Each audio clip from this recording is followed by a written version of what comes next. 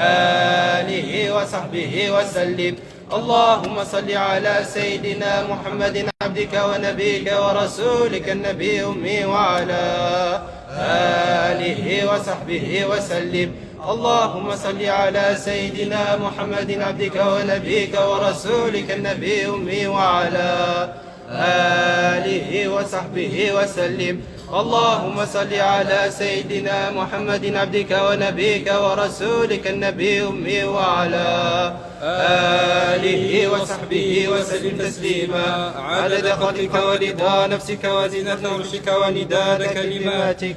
ورضي الله تعالى عن ساداتنا أصحاب رسول الله أجمعين. سبحان ربك رب العزة عما يصفون وسلام على المرسلين والحمد لله رب العالمين. أعوذ بالله من الشيطان الرجيم. بسم الله الرحمن الرحيم. الحمد لله رب العالمين وبه نستعين. والصلاة والسلام على سيدنا رسول الله وعلى آله وصحبه ومن والاه.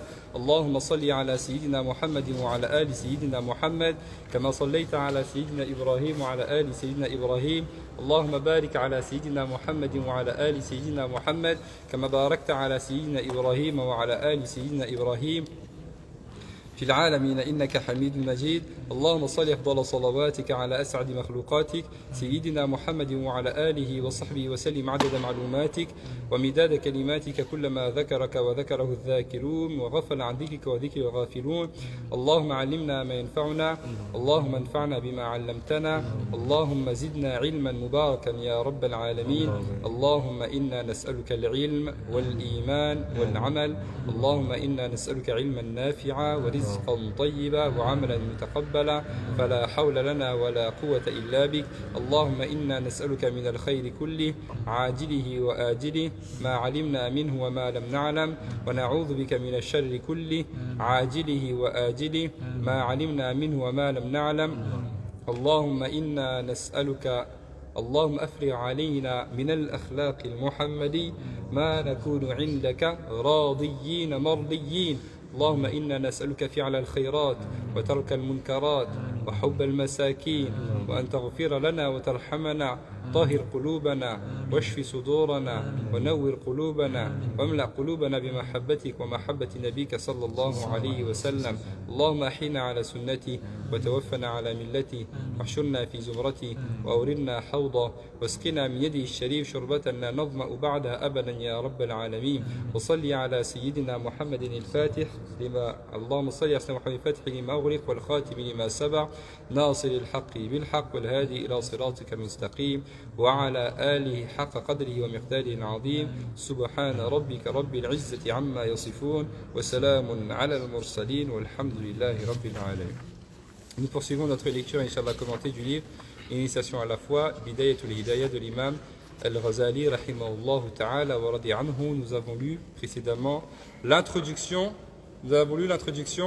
Et nous voilà donc arrivés au début de l'œuvre, Inch'Allah tabaraka wa ta'ala. Donc nous sommes à la page 27.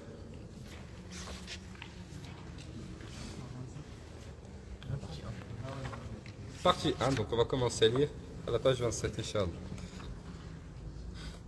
من يقرأ بصوت مرتفع؟ تقرأ أنت بصوت مرتفع؟ Tu as une bonne voix, une voix qui porte. Vas-y, parle bien fort pour qu'il t'entende. Sache que les commandements d'Allah sont de deux ordres. Bismillah wa salatu wa salam ala rasul.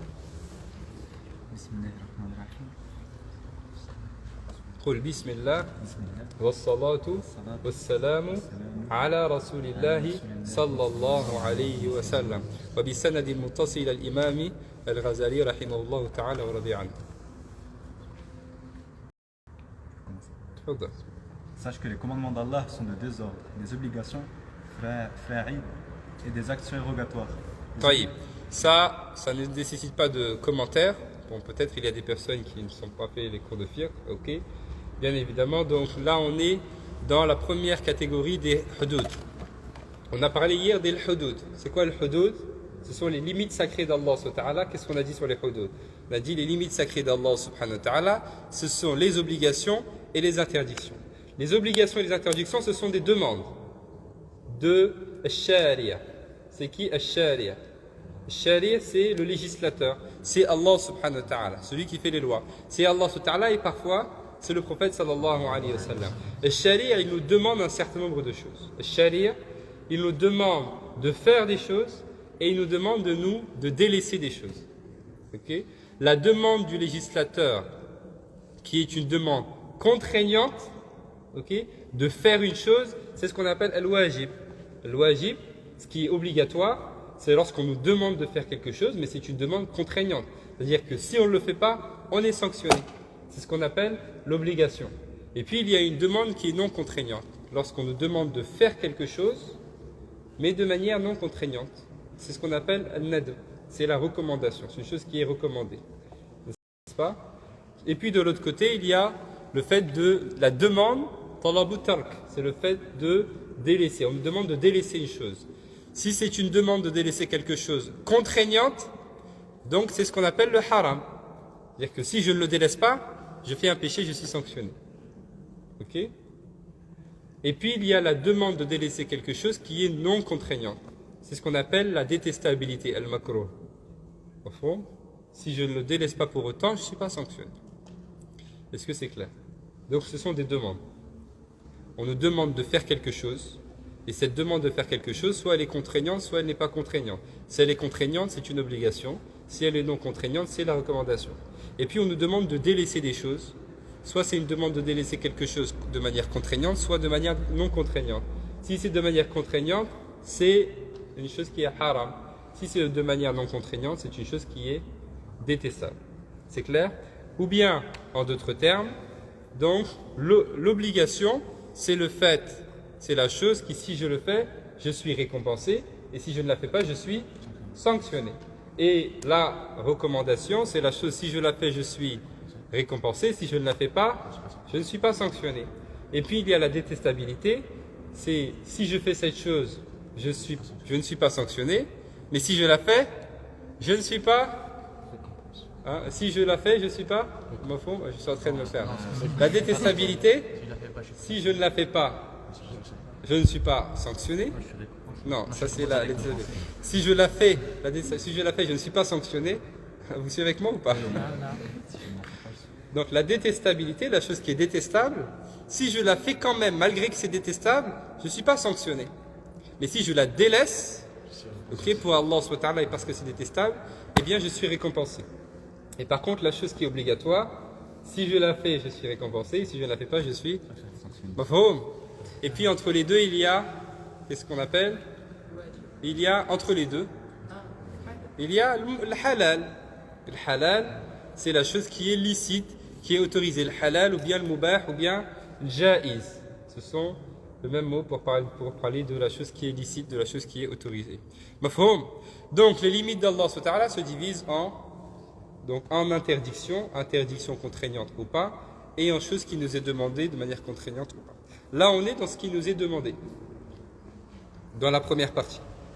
Et il nous dit là, les commandements d'Allah subhanahu wa ta'ala, ils se divisent en obligations et en choses surrogatoires. Il y a des choses qu'Allah nous demande de manière un petit peu contraignante, et il y a des choses qui nous demandent de manière non contraignante, effectivement. Ce qui nous demande de manière contraignante sont les obligations. Et ces obligations-là, le wajibat, okay, elles se divisent aussi en deux catégories. Comme on l'a déjà vu, il y a l'obligation individuelle et puis il y a l'obligation collective. L'obligation individuelle, c'est une obligation pour chaque tête. Okay? Comme par exemple, comme quoi par exemple? Comme la prière. Mais quelle prière? C'est pas toutes les prières. Par exemple, la prière, les 5 prières quotidiennes. Par exemple, on a fait la prière de l'Asr. Moi, je viens à la mosquée, je vois Mohamed qui fait la prière de l'Asr, et je dis, ah ben c'est bon, il a fait la prière.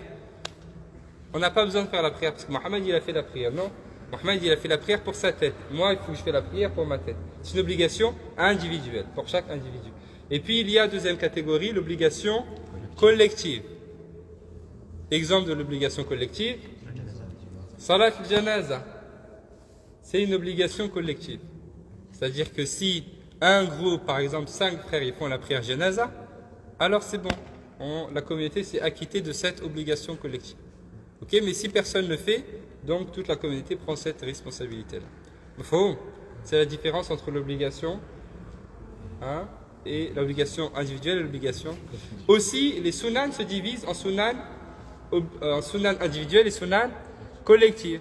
Exemple, la prière de chef al-Watr, c'est une sunna individuelle. Si Wahiba fait chef al-Watr, je ne vais pas dire c'est bon, Wahiba a fait chef al-Watr, j'ai pas besoin de faire moi. Non, il faut que chaque personne fasse son chef al-Watr. Par contre, l'adhan, si le mu'addin asadi il fait l'adhan, je ne vais pas dire moi aussi il faut que je fasse mon adhan, et lui il fait son adhan, donc il y aura 10 000 adhan dans la mosquée. Il faut un adhan pour tout le monde, c'est une sunna collective. Et puis il y a les sunnas individuelles et les sunnas collectives. Taïb. Donc les commandements d'Allah sont de deux ordres. Il y a effectivement des obligations, le fara'id ou bien al-wajibat. Okay, dans notre fiqh, dans le rythme malikite, on ne fait pas de distinction. Hein? Quand on parle de fara'id ou bien wajibat ou bien arkan, tout ça, ce sont des synonymes, c'est la même chose. Okay? En français, que ce soit des obligations ou bien que ce soit des piliers, c'est la même chose dans le fiqh, sauf dans le domaine de... Dans quel domaine? Sauf dans quel domaine du fiqh on fait une distinction entre les piliers et les obligations. Dans le hajj, on a vu déjà, al-hajj, on a vu dans le fiqh, donc il y a une différence entre les piliers du hajj et les obligations du hajj. Dans tous les autres domaines du fiqh, on considère que ce sont des synonymes. Les piliers, ce sont les obligations également. Donc les commandements d'Allah subhanahu wa ta'ala, cette première limite-là d'Allah subhanahu wa ta'ala, il y a des obligations, premier niveau, et il y a des actes recommandés, surérogatoires, second niveau également. Poursuit. Les obligations sont le fonds de commerce et le capital du musulman. Par elles, la délivrance est possible. Alors, il nous dit, les obligations, c'est-à-dire ce qu'Allah subhanahu wa ta'ala nous demande de faire de manière obligatoire, c'est la base. C'est le capital. Okay? C'est ce par quoi je dois commencer et c'est ce sur quoi mon intention principale doit être. Ce sont les obligations. Et ensuite il dit, secondement, quant aux actes surérogatoires, ils représentent le bénéfice qui élève au plus haut degré. Non. Donc il dit le bénéfice, l'acte surérogatoire, il vient dans un second temps. Okay? Donc il y a une différence à faire entre les obligations et les actes surérogatoires. On a d'abord les obligations et ensuite on a les actes surérogatoires. Dans cet ordre-là. À l'exemple d'une personne qui travaille dans une entreprise, okay, et qui a sa liste de tâches quotidiennes pour laquelle elle est payée. Okay. Donc cette personne doit accomplir toutes ces tâches comme ça doit être fait, parce qu'elle est payée par cela, elle est payée pour cela, c'est son travail. Okay. Et puis cette personne, elle veut un petit peu être élevée en degré dans l'entreprise, donc elle va commencer à faire des heures supplémentaires, elle va faire des tâches supplémentaires. Okay. Mais cette personne ne peut faire des heures supplémentaires, elle ne peut faire des tâches supplémentaires que si elle s'acquitte déjà de ce qu'elle doit faire à la base, son capital. Hein? Si mes tâches que je dois faire déjà au quotidien, je ne les fais pas, et je dis non mais je vais faire des choses supplémentaires, c'est pas possible, ça marche pas. D'abord je fais ce que je dois faire de manière obligatoire, ok, et ensuite je peux faire des heures supplémentaires. Mais je ne vais pas faire des heures supplémentaires alors que je ne fais pas déjà mes heures que je dois faire normalement. C'est un petit peu la même chose. Il y a les obligations, il y a les actes surérogatoires. Il faut que je m'acquitte des actes obligatoires à la perfection avec rigueur. Hein? Ainsi, les actes surérogatoires, ils vont me permettre de m'élever. Mais je ne peux pas vouloir m'élever par les actes surérogatoires, les actes qui sont bonus, entre guillemets, en plus, si je ne m'acquitte pas déjà de ce qui est la base, des actes qui sont obligatoires. Attention, ça ne veut pas dire qu'on ne fait pas d'actes surérogatoires tant qu'on n'a pas l'assurance de faire les actes obligatoires. C'est pas ça que je dis. Je dis on ne peut pas espérer s'élever par ces actes surérogatoires qu'on est en train de faire si on ne fait pas les obligations correctement comme il le faut. C'est clair? Donc il y a une différence. En conformité avec le hadith Qudsi, le hadith divin, dans lequel Allah subhanahu wa ta'ala dit. Donc le hadith Qudsi, qu'est-ce que c'est? C'est un hadith divin, c'est-à-dire les paroles, ce sont les paroles, les dires du prophète sallallahu alayhi wa sallam, mais le sens vient d'Allah subhanahu wa ta'ala. Ok? Donc le prophète il dit qu'Allah subhanahu wa ta'ala dit. Donc vous retenez cette catégorie de hadith, on l'appelle hadith Qudsi. C'est un hadith divin. C'est-à-dire c'est le prophète sallam qui le dit, mais le prophète sallam il le rapporte d'Allah. Ok? La différence avec le hadith Nabawi, qui vient du prophète sallam lui-même. Selon le prophète sallallahu alayhi wa sallam, Allah qui soit glorifié a dit: rien des actes de mon serviteur ne m'est plus agréable que l'accomplissement des obligations que je lui ai prescrites. Aussi, il ne cessera pas de se rapprocher de moi par ses œuvres surérogatoires jusqu'à ce qu'il gagne mon amour pour lui. Je deviendrai alors son ouïe par laquelle il entendra, sa vue par laquelle il verra, sa langue par laquelle il parlera, sa main par laquelle il touchera et son pied par lequel il marchera. Donc là, ça, si on veut comment dire, expliquer la chose à l'envers, ce qui vient à la fin du hadith, c'est la réalisation extérieure et intérieure. C'est la réalisation intérieure. Au fond, donc je vis avec Allah subhanahu wa ta'ala. Et Allah subhanahu wa ta'ala est avec moi. Ça vient à la fin du hadith. Qu'Allah nous permette de parvenir à tout ça. Qu'Allah nous permette de parvenir à tout ça. Parce que la personne